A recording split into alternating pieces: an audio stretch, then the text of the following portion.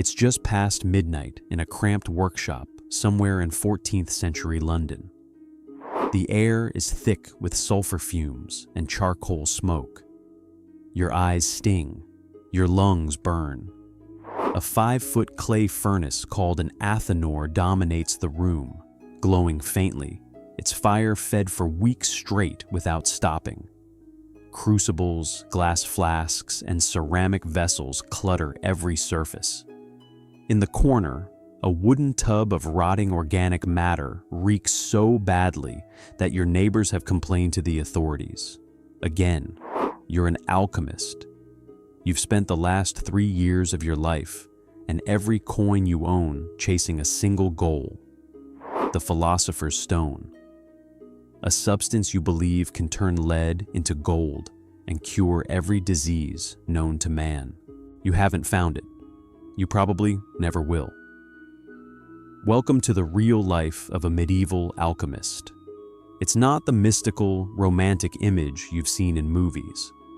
We're talking obsessive secrecy, ruinous poverty, toxic poisoning from mercury and lead, prosecution by the church, and the constant suspicion that you might be a fraud. Or worse, a sorcerer in league with demons. Today we're going deep into what daily existence actually looked like for the men and women who practice this strange art. Part chemistry, part philosophy, part spiritual quest in medieval Europe. And I'll warn you now, the reality was far more dangerous and far more fascinating than fiction ever made it. Let's start where the alchemists started every single day, in the laboratory.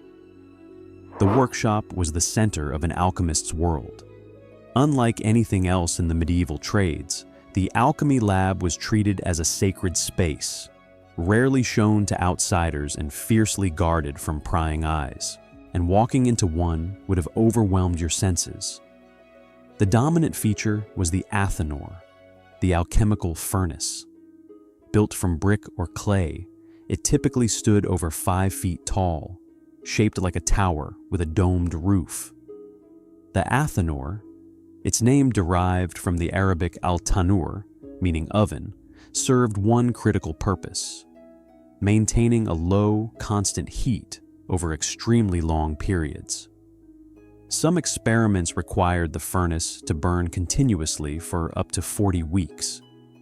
Medieval alchemists actually nicknamed it Slow Henry in Latin, Piger Henricus, because once loaded with coals, it would keep burning on its own with minimal attention.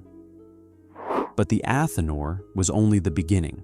Scattered across the workshop, you'd find crucibles for melting metals at extreme temperatures, cucurbits, round glass or ceramic vessels shaped like gourds, used for distillation, and alembics, dome-shaped lids that sat on top of cucurbits to capture vapors as substances were heated and separated. Bellows leaned against the walls. Tongs, mortars, pestles, and glass jars filled with powders and liquids crowded the shelves. And then there were the smells. In one corner sat the digesting tub, a container packed with rotting materials connected to putrefaction experiments.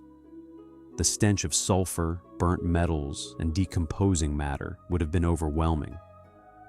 Neighbors of alchemists frequently complained about the fumes, and for good reason.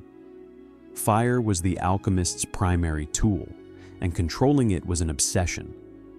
Different fuels, wood, coal, charcoal, produced different heats, and every serious alchemist understood these distinctions intimately. Fire was everything. Without it, nothing happened. But here's the part most people miss. The workshop wasn't just a laboratory. Tucked away in one corner, many alchemists maintained what was called the oratorium, a private meditation space.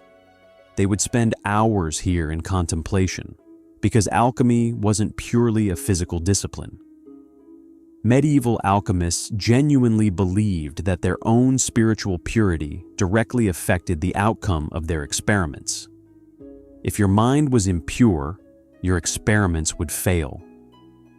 The most sacred object in the entire lab was often the incubator, a sealed container of fermented matter kept within the oratorium. The alchemist believed this substance could reveal the elusive first matter, the primordial substance underlying all creation. And here's how seriously they took the spiritual dimension. If anyone other than the alchemist touched or even looked at this sealed container, they believed all their work was destroyed. So, what exactly were they trying to accomplish in these workshops? The great work, the magnum opus, was the ultimate goal. This was a multi-stage process meant to create the Philosopher's Stone. Medieval alchemists described this process in 4 color-coded stages. The first stage was the nigredo, the blackening, associated with putrefaction and decomposition. Raw materials were broken down, burned, or allowed to rot. The second was the albedo, the whitening, purification through washing and refining. The third was citrinitas, the yellowing, a transitional phase sometimes compared to dawn breaking. And the final stage was rubedo, the reddening, the creation of the stone itself, associated with perfection, wholeness, and the color of blood. In practical terms, this meant the alchemists spent years performing distillation, sublimation, calcination, and fermentation, heating substances, collecting their vapors, condensing them, dissolving solids, and recombining them in different ways. They were essentially performing chemistry centuries before chemistry existed as a discipline, and they recorded their methods meticulously, though deliberately in coded language, symbolic imagery, and riddles designed to prevent the uninitiated from understanding their work. But all this talk of stones and stages might make alchemy sound almost noble. The reality was that the line between genuine alchemist and outright fraud was razor thin, and the medieval world knew it. In 1317, Pope John XXII issued a papal decree called Spondent Quas non exhibent, roughly meaning they promise what they cannot deliver. This wasn't, as some have claimed, an attack on science. Pope John had actually studied chemistry himself as a young man. Instead, it was a direct assault on the wave of con artists flooding Europe, claiming to be alchemists. The decree condemned those who produced fake gold and silver through sophistic transmutation and sold it to the gullible. The penalties were severe. Convicted fraudsters had to pay fines equal to the weight of real gold or silver they'd faked. Those who couldn't pay faced imprisonment. Clerics caught practicing fraudulent alchemy were stripped of their benefices permanently, essentially ending their careers in the church. And anyone caught using fake alchemical metals to mint counterfeit coins faced the harshest punishment of all. The problem was widespread enough that in 1376, the Dominican Inquisitor Nicholas Aymeric in Aragon went further, associating alchemists directly with sorcery. He declared that alchemists could not possibly achieve their goals without demonic assistance, and he prosecuted, tortured, and imprisoned suspected alchemists as heretics. England had its own approach. In 1403, King Henry IV banned the practice of alchemy entirely, unless you had a royal license. The crown would grant specific individuals permission to pursue transmutation, essentially creating a two-tier system: licensed alchemists working under royal supervision and everyone else operating illegally. Records show that in 1444, a man named Richard Cope received formal authorization to transmute metals into gold or silver. 2 years later, 3 more men received royal permission to pursue the Philosopher's Stone, gaining access to all mines and metal sources in the kingdom. But royal patronage was a double-edged sword. King Edward III gave an alchemist named John de Walden 5,000 gold crowns and 20 pounds of silver to work alchemy for the crown's benefit. When Walden failed to produce results, he was thrown into the Tower of London. Later, Edward granted Sir Henry Grey of Codnor permission to practice transmutation at his own expense, provided he shared any profits with the king. After 2 years of producing nothing, Grey fled rather than face the consequences. Nearly every royal court in Europe by the 15th century had an appointed alchemist, but these positions came with enormous pressure and constant danger. The charlatans had their methods perfected. One common trick involved using a hollow stirring rod with a clay stopper at one end, packed with gold filings. The alchemist would dramatically stir a pot of mercury in front of a wealthy patron, and as the clay melted, gold filings would trickle into the mixture, appearing as if transmutation had occurred before the patron's very eyes. Geoffrey Chaucer captured this world brilliantly in his Canon's Yeoman's Tale from the Canterbury Tales, written around 1390. The yeoman describes how a canon who claims to be an alchemist tricks a gullible priest into believing he's turned quicksilver into real silver, then sells the secret for 40 pounds and vanishes. The yeoman himself confesses that 7 years serving an alchemist has left him bankrupt, gray-faced, and, most telling, suffering from what sounds unmistakably like lead poisoning. And that brings us to perhaps the grimmest reality of the alchemist's life, the physical toll. Medieval alchemists handled mercury, lead, arsenic, sulfur, and dozens of other toxic substances daily, often in poorly ventilated workshops, heating these materials over open flames for hours. They had no understanding of chemical toxicity as we know it. Mercury, called quicksilver for its liquid, silvery appearance, was considered one of the 3 fundamental substances in alchemical theory, alongside sulfur and salt. Alchemists heated it, dissolved it, combined it with other metals, and breathed its invisible vapors constantly. Mercury poisoning causes tremors, severe mood changes, loss of hearing, restricted vision, and damage to the liver and kidneys. Over prolonged exposure, it leads to what later centuries would call mercurial erethism, characterized by unstable behavior, bizarre cravings, and tragically high rates of mental deterioration. Lead exposure brought its own devastation: chronic fatigue, abdominal pain, joint problems, cognitive decline, and eventually death. Some historical researchers believe that the strange visions and delirious states reported by certain alchemists were not mystical experiences at all, but symptoms of chronic heavy metal poisoning, the furnace slowly destroying the very mind that was trying to unlock its secrets. The irony is staggering. Men spent decades trying to create an elixir of immortality while slowly poisoning themselves to death. If you're enjoying this look at what the alchemist's life was really like, hit that like button.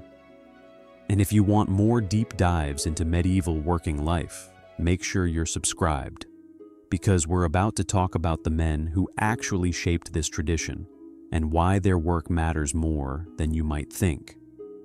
Despite all the fraud and danger, medieval Europe produced genuine intellectual giants who advanced alchemy, and by extension, human knowledge, in profound ways. Albertus Magnus, a Dominican friar from Swabia born around 1200, was the scholar most responsible for reintroducing alchemy to Europe in the 13th century. He studied Arabic alchemical texts that had been translated into Latin and synthesized them with Aristotelian philosophy. He supported the prevailing theory that all metals were composed of mercury and sulfur in different proportions, and he believed transmutation was theoretically possible. though he admitted it was extraordinarily difficult. His student Thomas Aquinas, who would become one of the most important theologians in history, grappled with the moral questions alchemy raised. Could gold produced by alchemy be legally sold as genuine? Aquinas concluded that if it truly possessed all the properties of natural gold, then yes, selling it would be lawful. Roger Bacon, a Franciscan friar born around 1220, went further. Known as Dr. Mirabilis, the wonderful teacher, Bacon was one of the first European thinkers to champion empirical testing as a path to knowledge. He studied alchemy not just as a route to gold, but as a means to create medicines that could extend human life. He argued that alchemy should be incorporated into the university curriculum alongside theology and natural philosophy. Around 1267, he sent his massive Opus Majus to Pope Clement IV, advocating for the study of practical alchemy in monasteries and friaries as a way to understand nature itself. Bacon also described the formula for gunpowder, one of the first detailed European accounts of the substance. But Bacon's ambitions came at a cost. He was imprisoned for several years, possibly because of his alchemical writings. And he wasn't alone in suffering for the art. From 1273 to 1378, 6 chapters of the Dominican order in France explicitly prohibited friars from practicing or teaching alchemy. Simply owning an alchemical book could get you excommunicated. The Franciscans passed their own bans as well. Alchemy existed in permanent tension with the Church, tolerated when it produced useful medicines or supported royal treasuries, condemned when it smelled of heresy or fraud. Yet despite all of this, the poverty, the prosecution, the poisoning, alchemy laid foundations that shaped the modern world in ways we rarely acknowledge. The practical work of medieval alchemists produced real chemical discoveries. They developed the processes of distillation, sublimation, and crystallization. They created strong acids, including aqua regia, the mixture of nitric and hydrochloric acid capable of dissolving gold. They identified and categorized dozens of substances. Their insistence on careful observation, systematic experimentation, and detailed record-keeping, however obscurely encoded, planted seeds that would eventually grow into modern chemistry. The German physician Andreas Libavius, writing at the end of the 16th century, produced what's considered the first true chemistry textbook. He titled it, pointedly, Alchemy, and it drew directly on centuries of alchemical practice, while stripping away the mystical elements to focus on chemical processes alone. Dante Alighieri placed alchemists in the 8th circle of hell in his Inferno, among the fraudsters and counterfeiters. Chaucer mocked them as self-deluding fools. The church periodically banned them. Monarchs imprisoned them when they failed, and rewarded them lavishly when they appeared to succeed. Neighbors despised them for the smell, and they slowly poisoned themselves in dark, smoke-filled workshops, chasing something that didn't exist. But in chasing the impossible, they stumbled into the real. They built furnaces that maintained precise temperatures for months. They invented glassware still used in laboratories today. They created a vocabulary, alcohol, alkali, elixir, that passed from Arabic through their workshops into every modern European language.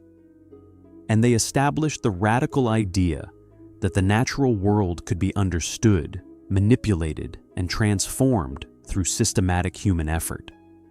Life as a medieval alchemist was brutal, secretive, and often short. It was a profession that could make you rich or leave you bankrupt, earn you a place at a king's side or a cell in the tower.